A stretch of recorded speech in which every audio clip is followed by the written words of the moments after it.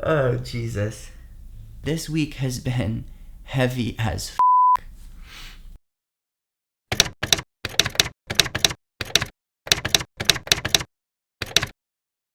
Hello. If you're new here, my name is Ian. You may have seen me on Instagram or TikTok. Today's video is going to be about something that is a little bit heavier, a little bit darker, so I'm going to skip all of the beginning fluff and just get right into it.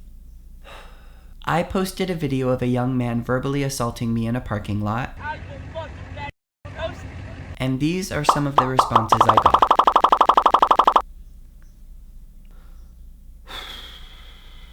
Let's talk about everything that happened from the posting of that video to today. I already talked about the first part of this story on my Instagram, so I'm going to tell that part pretty fast because there is so much that I haven't gotten to talk about yet. I decided to go to the No Kings protest in Folsom, California this last weekend on June 14th. It had been a super hectic week, and honestly I just didn't plan that well, so I didn't make any signs, I wasn't wearing any political clothing, I just wanted to go show support and take some pictures of people's signs.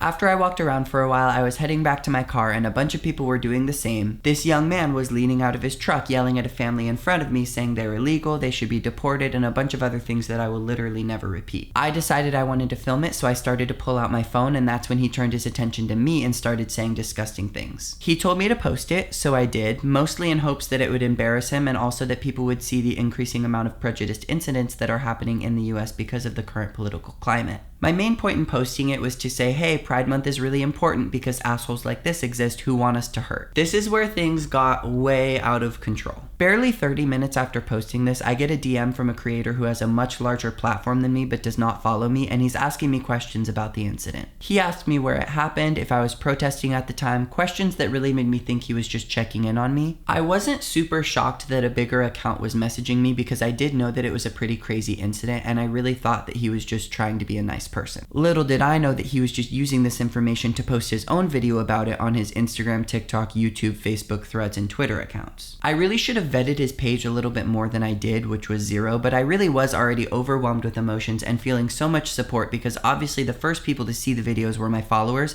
so everyone was being super nice and I thought he was the same. I had no idea that this person pretty much doxes people professionally. His video asked viewers to find the boy and it worked immediately. Before I knew any of that, I was pretty upset that this person had gotten information from me and then used my own video and personal experience to profit off of and grow his own social media channels without even tagging or acknowledging me. I didn't understand why he would use my traumatic incident as a growth tactic for his own social media, so I DM'd him. It took him about 4 hours to answer, and once he did, he said, "So sorry it was a hectic day, but I'll invite you to be a collaborator on the video now." I took that as a sign that he was trying to make things right, so I accepted the collaboration and continued to watch this incident blow up. The boy from the video was identified pretty quickly, and the creator sent me some screenshots, but it was around this time that I learned that he's only 17 or 18, so I didn't really want to take it a lot further than it had already gone. His name, phone number, parents' names, address, and high school were being posted everywhere. The creator of that video never followed up publicly or privately after sending me his information, which made me feel even more like he wasn't in it for the right reasons. The boy's parents deleted their Facebook pages, the whole family went private on Instagram, and when I commented on the girlfriend's Instagram post to ask if she knew that's how he treated people, I immediately got blocked. My video on TikTok was taken down and the appeal was denied, which was pretty frustrating because I had muted all of the slurs to make sure that people could see it. Nevertheless, 24 hours later, it had been viewed 15 million times between my Instagram reel and the other creator's video on every other platform. I learned some history that morning about that creator that confirmed to me that he was never really trying to help me, but that he was only trying to grow his own social media pages by finding people who had experienced traumatic incidents. That's pretty much what his whole page is about. I can't tell you how much money or how many followers he owes to preying on my story, but it is not zero.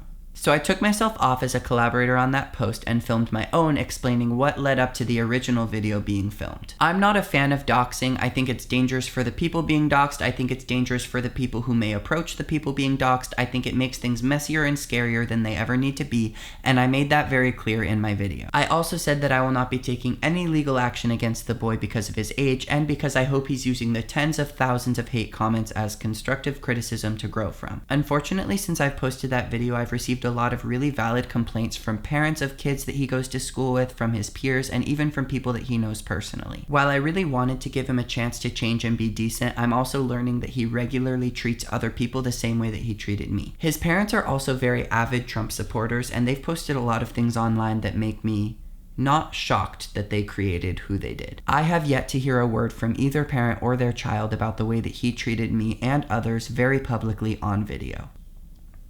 The more I think about this situation, which has been viewed more than 30 million times since Sunday, the more I realize that these are the kinds of guys who drive their trucks through protests or who meet with boys from Grindr just to hurt them. I spent so much time feeling bad that he's young and that his information's getting out that I didn't realize what a disservice I would be doing to young gay kids in my area if I were to sit on this and wait for him to take it one step further one day. That's a mistake that I am really glad that I was corrected on. Don't get me wrong, he could still grow into an amazing person in the future.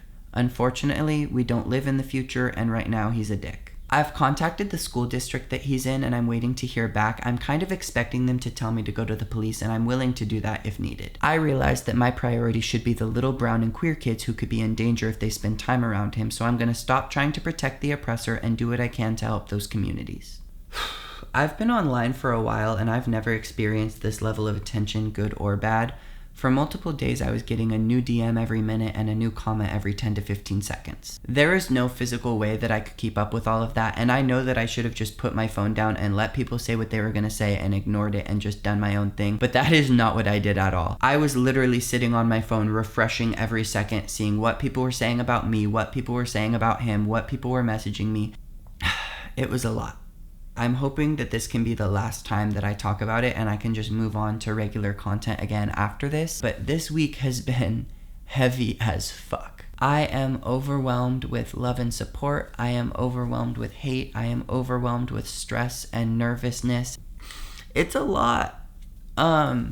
If you've reached out with context about his background, with a story, or with support, I'm sorry if I didn't answer, but I really appreciate you. If you are a family member or a friend and I haven't answered, I am sorry, but please know that I read your message and I appreciate it. It has just been a lot to process and handle this week. It's actually kind of funny because when the actual incident happened, I actually didn't feel that hurt. I kind of rolled my eyes, said he's an idiot, and moved on.